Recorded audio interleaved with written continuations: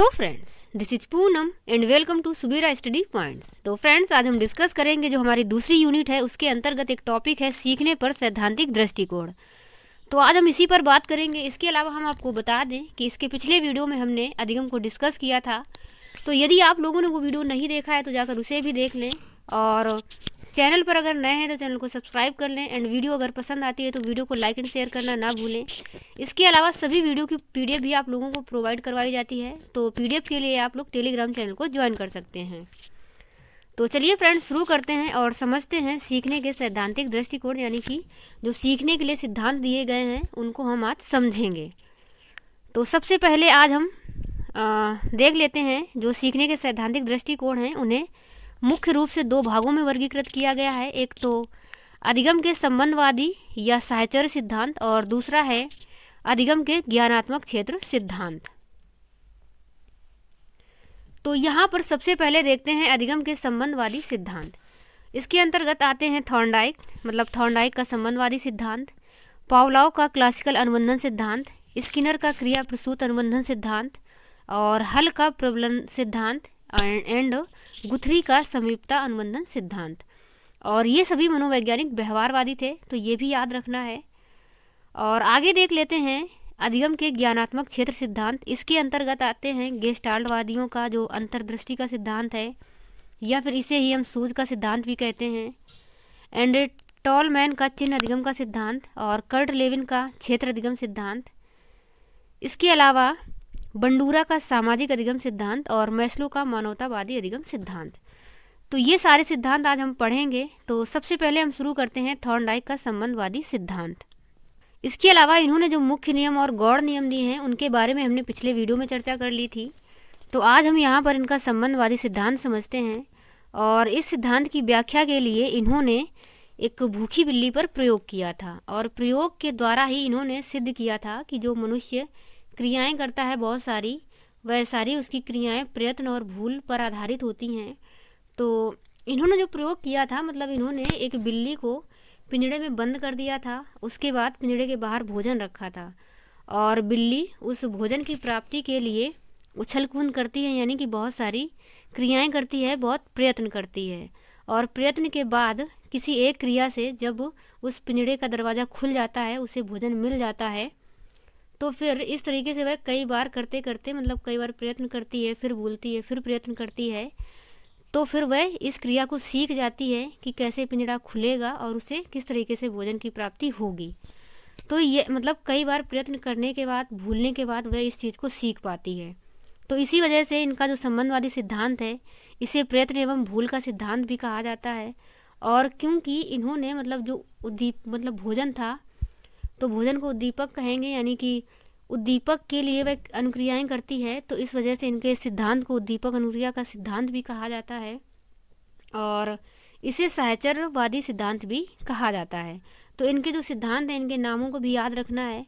और सिद्धांत के बाद इन्होंने ये निष्कर्ष निकाला था कि कोई भी मनुष्य जब क्रियाओं को करता है किसी भी स्थिति को पाने के लिए या किसी भी स्थिति तक पहुँचने के लिए, तो वह बहुत सारी क्रियाओं को करता है। उसके बाद जब उसे सही अनुक्रिया का ज्ञान हो जाता है, या फिर जिस अनुक्रिया से वह उस स्थिति तक पहुंच सकता है, जब वह उसे सीख जाता है, तो वैसी ही परिस्थिति दोबारा होने पर फिर से वह उसी क्रिया को दोहराता है। तो इस तरीके से इन्होंने इस सिद्धांत की व्याख्या की थी, और इनका जो ये सिद्धांत है ये करके सीखने पर बल देता है। तो इसको भी याद रखना है कि जो थॉर्नडाइक का संबंधवादी सिद्धांत है ये करके सीखने पर बल देता है। अब हम आगे देख लेते हैं अगला जो है पावलोव का क्लासिकल अनुबंधन सिद्धांत। ये एक शरीर शास्त्री थे, और इसके अलावा इनको पाचन क्रिया के शोध के लिए इन्हें नोबेल पुरस्कार द्वारा सम्मानित किया गया था। तो ये भी याद रखना है, क्योंकि ये एकमात्र ऐसे मनोवैज्ञानिक हैं जिन्हें नोबेल पुरस्कार से सम्मानित किया गया है। तो ये काफ़ी इम्पोर्टेंट पॉइंट हो जाता है, तो इसको याद रखना है। और इसके अलावा इन्होंने जो अपना प्रयोग किया था ये कुत्ते पर किया था, और इनके सिद्धांत के जो अन्य नाम हैं वो हैं अनुकूलित अनुक्रिया सिद्धांत या अनुबंधित अनुक्रिया का सिद्धांत, शास्त्रीय अनुबंधन सिद्धांत, और संबंध प्रत्यावर्तन या सहज क्रिया द्वारा सीखना। तो इस सिद्धांत में इन्होंने जो अपना प्रयोग किया था कुत्ते पर, तो इसमें इन्होंने उसकी जो क्रिया थी, स्वाभाविक क्रिया, उसको अनुकूलित किया था, अनुबंधित किया था। तो इसी वजह से इनके सिद्धांत को अनुकूलित क्रिया या अनुबंधित क्रिया का सिद्धांत भी कहा जाता है। अपने सिद्धांत की व्याख्या के लिए इन्होंने कुछ शब्द प्रयोग किए थे। स्वाभाविक उद्दीपक, तो स्वाभाविक उद्दीपक इन्होंने भोजन को माना, मतलब भोजन स्वाभाविक उद्दीपक हो जाएगा। और स्वाभाविक अनुक्रिया, यानी कि कुत्ते के सामने जब भोजन को प्रस्तुत किया था तो वह स्वाभाविक अनुक्रिया करता है, यानी कि लार टपकाता है। और अस्वाभाविक उद्दीपक, बाद में वह घंटी के साथ भोजन को प्रस्तुत करता है। और फिर लास्ट में जब ऐसा वह बार बार करता है, मतलब घंटी के साथ भोजन को प्रस्तुत करता रहता है, तो लास्ट में फिर जब भोजन को प्रस्तुत नहीं करता तब भी कुत्ता अनुक्रिया को करता है, जो कि उसकी अस्वाभाविक अनुक्रिया होती है। मतलब घंटी की आवाज़ पर भी वह लार को टपकाता है, तो उसे हम कहते हैं अस्वाभाविक अनुक्रिया। तो स्वाभाविक उद्दीपक को हम US से समझेंगे और स्वाभाविक अनुक्रिया UR, अस्वाभाविक उद्दीपक CS और अस्वाभाविक अनुक्रिया CR।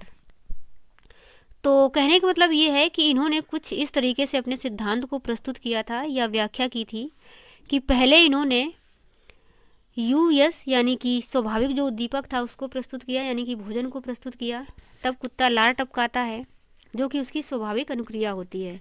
बाद में वह घंटी और भोजन यानी कि स्वाभाविक और अस्वाभाविक उद्दीपक दोनों को एक साथ प्रस्तुत करता है, तब भी कुत्ता लार टपकाता है।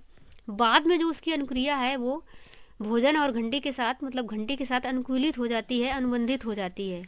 तो अंत में इस क्रिया को दोहराते दोहराते कई बार प्रयोग करने के बाद लास्ट में उसने सिर्फ CS यानी कि सिर्फ घंटी को प्रस्तुत किया, तब भी कुत्ता लार टपकाता है, तो जो कि उसकी अनुकूलित अनुक्रिया होती है। तो इनका ये सिद्धांत था। इसके आगे देख लेते हैं क्लासिकल अनुबंधन सिद्धांत का शिक्षा में किस तरीके से हम उपयोग कर सकते हैं। एक तो भाषा विकास करने में भी कर सकते हैं और स्वभाव व आदतों के निर्माण में भी कर सकते हैं, अभिवृत्ति का विकास करने में या फिर सामाजिकरण में भी सहायक रहेगा ये वाला सिद्धांत।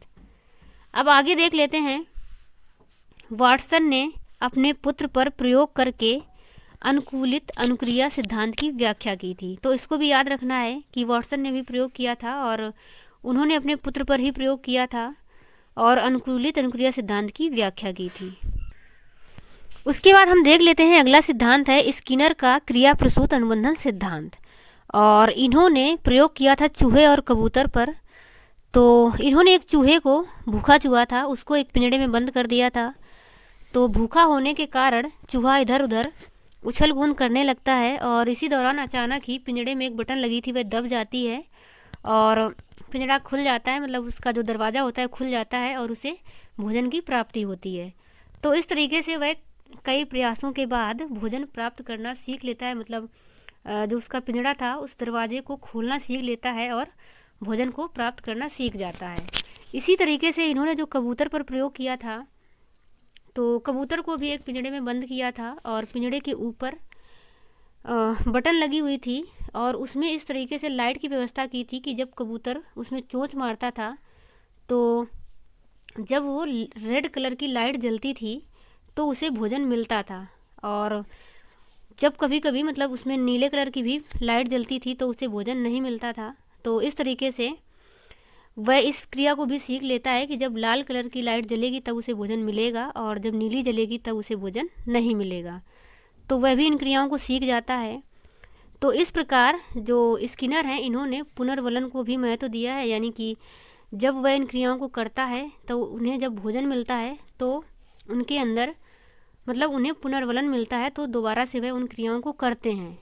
और जो कबूतर वाला इन्होंने प्रयोग किया था तो इसके आधार पर इन्होंने सकारात्मक और नकारात्मक पुनर्वलन को बताया था, क्योंकि जब उसे भोजन मिलेगा तो उसे सकारात्मक पुनर्वलन मिलेगा और जब उसे भोजन नहीं मिलेगा तो उसे नकारात्मक पुनर्वलन मिलेगा।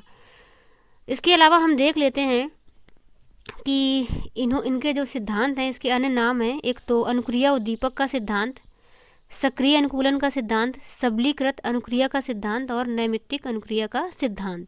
यहाँ पर एक चीज़ ये याद रखनी है कि जो पावलोव का सिद्धांत है वो उद्दीपक अनुक्रिया का सिद्धांत है और इनका जो सिद्धांत है ये अनुक्रिया उद्दीपक का सिद्धांत है।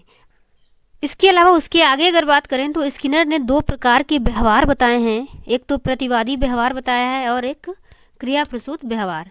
प्रतिवादी व्यवहार से मतलब है जो अनैच्छिक प्रकृति जिसकी होती है उसे हम प्रतिवादी व्यवहार कहते हैं और जो शैक्षिक प्रकृति वाला व्यवहार होता है उसे हम क्रिया प्रसूत व्यवहार कहते हैं। कहने का मतलब ऐसे है कि जैसे प्रकाश पड़ने पर पलकों का झपकना, ये अनैच्छिक प्रकृति होती है, तो इसे हम प्रतिवादी व्यवहार कहेंगे। और जो स्वैच्छिक प्रकृति से होती है, यानी कि अपने हाथ पैर चलाना, बोलना, ये हमारी स्वेच्छा से होता है, तो ये स्वैच्छिक प्रकृति यानी इसे हम क्रिया प्रसूत व्यवहार कहते हैं।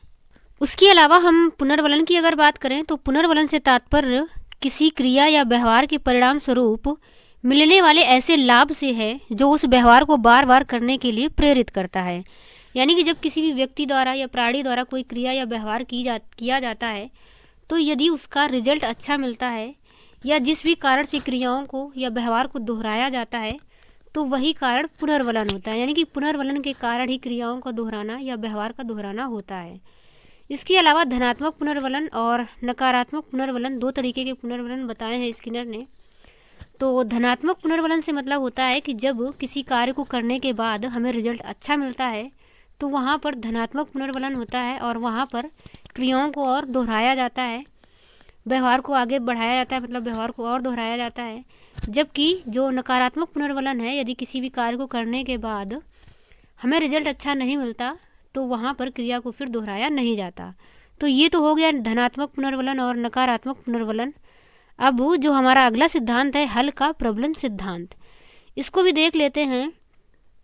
और इन्होंने अपना प्रयोग किया है भूखी बिल्ली पर, यानी कि इन्होंने भी भूखी बिल्ली पर प्रयोग किया था और प्रयोग करने के बाद इन्होंने ये निष्कर्ष निकाला था कि मनुष्य जो कुछ भी काम करता है वो अपनी आवश्यकताओं की पूर्ति के लिए करता है। यानी कि जब मनुष्यों को आवश्यकता होती है तभी वह काम करता है, तभी काम करने का प्रयत्न करता है।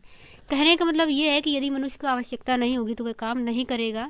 यानी कि मनुष्य जो कुछ भी करता है वह अपने आवश्यकताओं की पूर्ति के लिए ही करता है। यानी कि इन्होंने आवश्यकता को महत्वपूर्ण माना है कि जब आवश्यकता होगी तब मनुष्य काम करेगा। उसके बाद इनका जो सिद्धांत है उसके जो अन्य नाम हैं परिकल्पित निगमन सिद्धांत, जैविक अनुकूलन सिद्धांत और आवश्यकता अवकलन का सिद्धांत। तो ये इनके सिद्धांतों के अन्य नाम हैं, इन्हें भी याद रखेंगे। उसके बाद हम आगे देख लेते हैं, अगला है गुथरी का अनुबंधन सिद्धांत। तो इसकी बात कर लेते हैं। तो गुथरी एकमात्र ऐसे मनोवैज्ञानिक हैं जिन्होंने अपने सिद्धांत में पुरस्कार को कोई महत्व नहीं दिया है। तो ये भी हमको याद रखना है कि गुथरी एकमात्र ऐसे मनोवैज्ञानिक हैं जिन्होंने पुरस्कार को कोई महत्व नहीं दिया है। और इनका भी जो प्रयोग है ये एक बिल्ली और खरगोश पर इन्होंने प्रयोग किया था। इसके अलावा इन्होंने प्रयोग के बाद उस प्रयोग के आधार पर सीखने के अन्य सामान्य सिद्धांत प्रतिपादित किए थे। तो अन्य सामान्य सिद्धांत कहने से मतलब ये है कि इन्होंने अपने इस सिद्धांत को अन्य नामों से जाना है। यानी कि इनका जो सिद्धांत है इन्हें हम जानते हैं समीपता का नियम के नाम से, एकल प्रयास का नियम, नवीनता का नियम या फिर अधिगम अंतरण का नियम। यानी कि इनके सिद्धांत की ये अन्य नाम हैं, तो इन्हें भी याद रखना है। और इन्होंने समीपता का नियम इस वजह से कहा है क्योंकि कोई प्राणी जब किसी उद्दीपक के प्रति अनुक्रिया करने के पश्चात फिर से वही उद्दीपक या वैसी ही समानता रखने वाला कोई दूसरा उद्दीपक उसके समक्ष जब प्रस्तुत किया जाता है, तो वह वही अनुक्रियाओं को दोहराता है जो उसने पिछली बार दोहराई थी। तो इस वजह से इन्होंने इसे समीपता का नियम कहा है। और एकल प्रयास का नियम इन्होंने इस वजह से कहा है क्योंकि क्रियाओं को करने के बाद उद्दीपक और अनुक्रिया के मध्य जब एक सही संबंध स्थापित होता है तभी वहाँ पर कार्य पूरा होता है। तो इस वजह से इन्होंने इसे एकल प्रयास का नियम दिया है। यानी कि बाकी सारे जो प्रयास हैं वो बेकार जाते हैं, सिर्फ एक ही प्रयास होता है जिसके कारण से कार्य पूरा होता है। और नवीनता का नियम इन्होंने इस वजह से दिया है, मतलब इस वजह से कहा है अपने सिद्धांत को, क्योंकि जब प्राणी अनुक्रियाएं करता है तो जब उसके समक्ष दोबारा वैसा ही उद्दीपक प्रस्तुत होता है या उसके जैसा उद्दीपक प्रस्तुत होता है तो फिर से वह क्रियाओं को दोहराता है। तो इसे नवीनता का नियम इसीलिए कहा है। और अधिगम अंतरण का नियम इन्होंने इस वजह से कहा है कि जो पिछला उद्दीपक था और दोबारा उसके समक्ष जब उद्दीपक प्रस्तुत किया जाता है तो दोनों उद्दीपकों में जितनी समानताएं होती हैं तो वहाँ तक उसका अंतरण होता है, यहाँ वहाँ तक प्राणी अनुक्रियाओं को दोहराता है। तो इस वजह से इन्होंने इसे कहा है अधिगम अंतरण का नियम। तो इसको याद रखेंगे। और उसके आगे अब हम देख लेते हैं अधिगम के ज्ञानात्मक क्षेत्र सिद्धांत। तो सबसे पहले हम बात कर लेते हैं गेस्टाल्टवादियों का अंतर्दृष्टि या सूझ का सिद्धांत। तो इसके प्रतिपादक हैं वर्दीमर, इन्हें जनक यानी कि अगर प्रतिपादक या जनक पूछा जाए तो वर्दीमर रहेंगे। और प्रयोगकर्ता हैं कोहलर, यानी कि कोहलर ने प्रयोग किया था। और इन्होंने प्रयोग किया था सुल्तान नामक एक चिंपैंजी पर।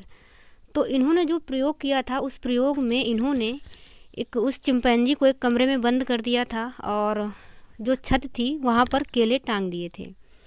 इसके बाद उस कमरे के अंदर एक बक्सा भी रख दिया था और तो वो चिंपैंजी उन केलों को प्राप्त करने की काफ़ी कोशिश करता है और बाद में थक जाता है, थक करके बैठ जाता है और फिर एकदम से अचानक उसके दिमाग में एक सूझ यानी कि एक विचार उत्पन्न होता है।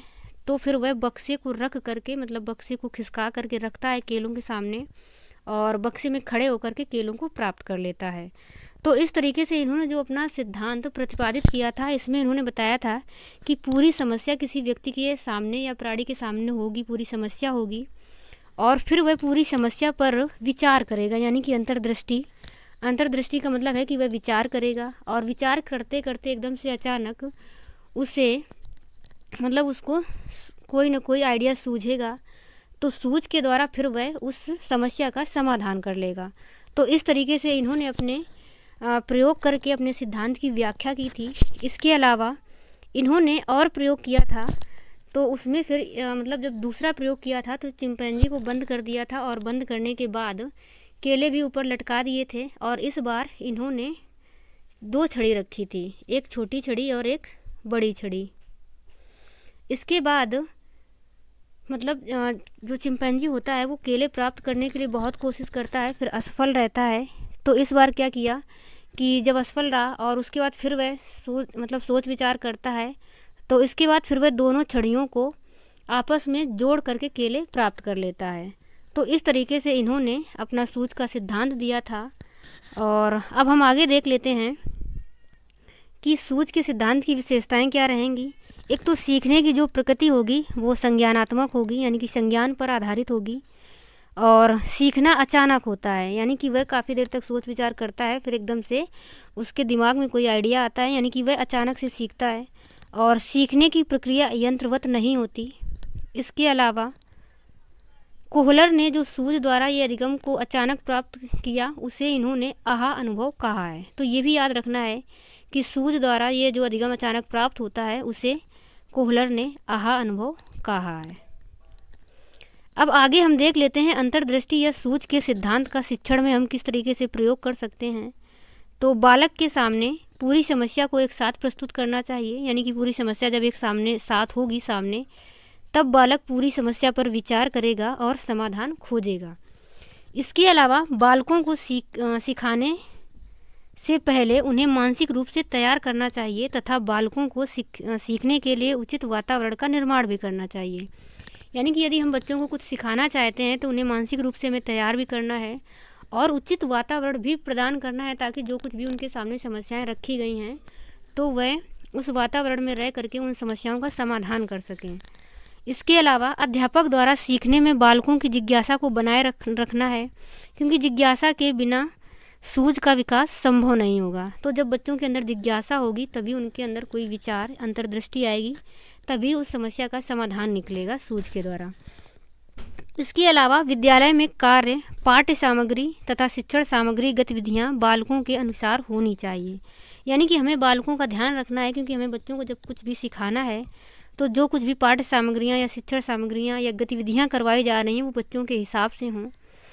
तो ये सारी चीज़ें रहेंगी जो कि इस सिद्धांत से रिलेटेड हैं, यानी कि इस सिद्धांत का हम किस तरीके से शिक्षण में प्रयोग कर सकते हैं। तो ये सारी बातें हो गई, इनको याद रखेंगे। और अब आगे देख लेते हैं टॉलमैन का चिन्ह अधिगम सिद्धांत। तो टॉलमैन के अनुसार इन्होंने कहा है कि जो अधिगम होता है वो शब्दों से नहीं बल्कि चिन्हों से होता है।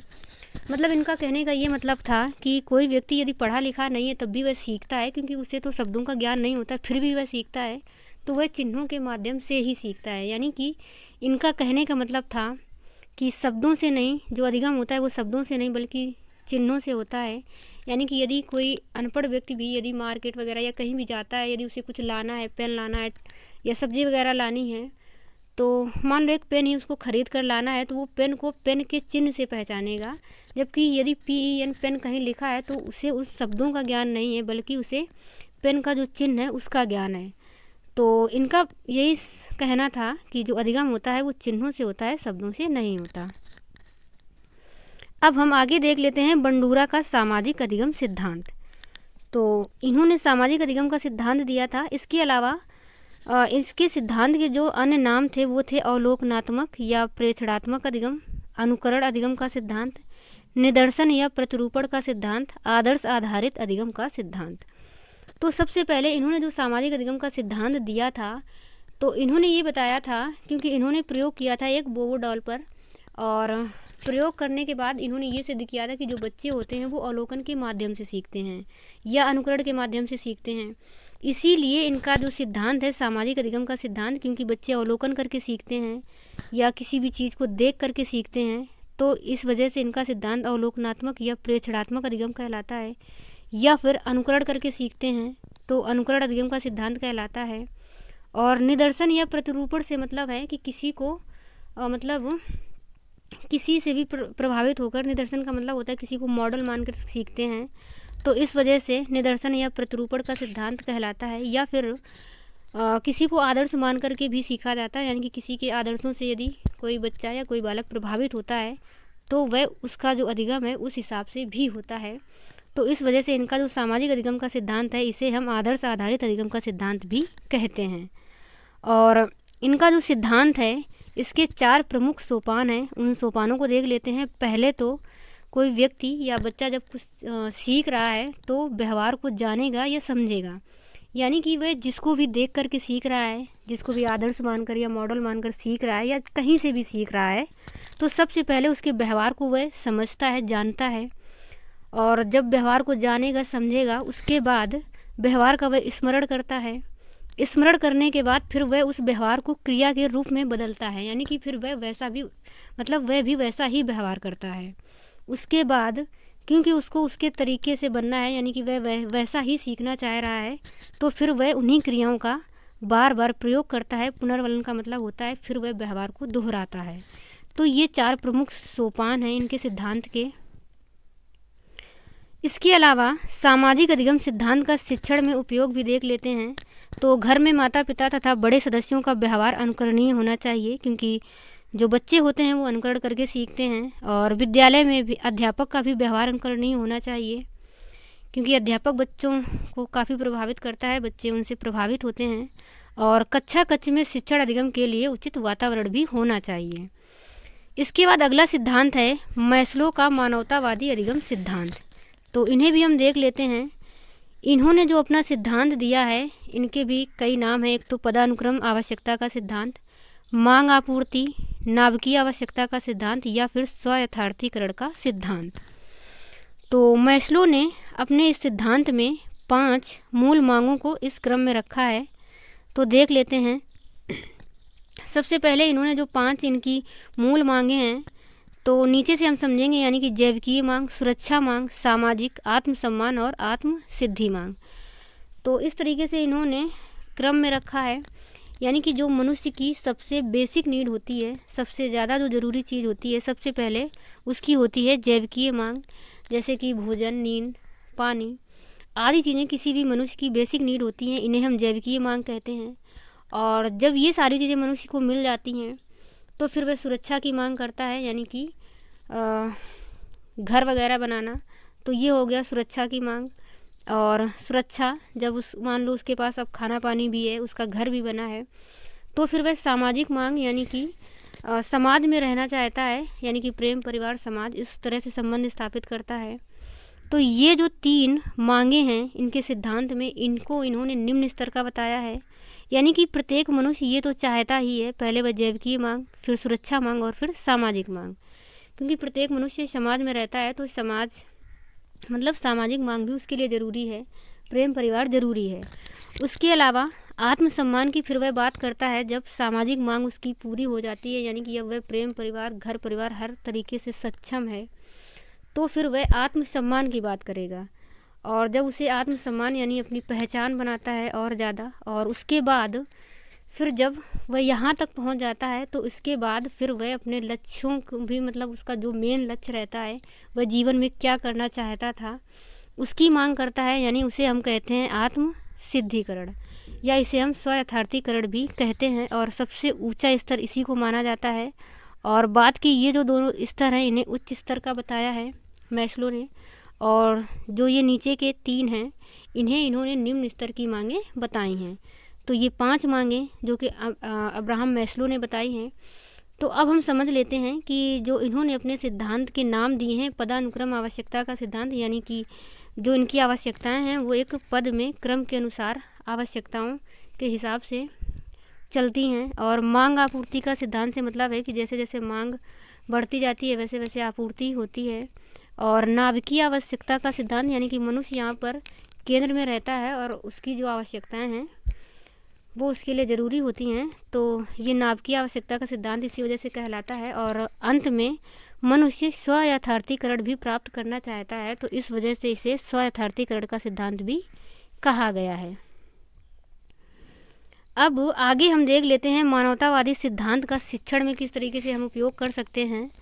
तो शिक्षण प्रक्रिया को बालकों की आवश्यकता को ध्यान में रखकर संचालित करना चाहिए, यानी कि हमें बालकों की आवश्यकताओं को तो ध्यान में रखना ही है, क्योंकि बालकों को ही सिखाना है। और यदि उनकी आवश्यकताओं से मतलब है कि उनकी जो क्षमताएं हैं, उनकी रुचियां हैं, उन्हें अगर ध्यान में नहीं रखा जाएगा तो फिर शिक्षण क्रिया सही से संचालित नहीं हो पाएगी।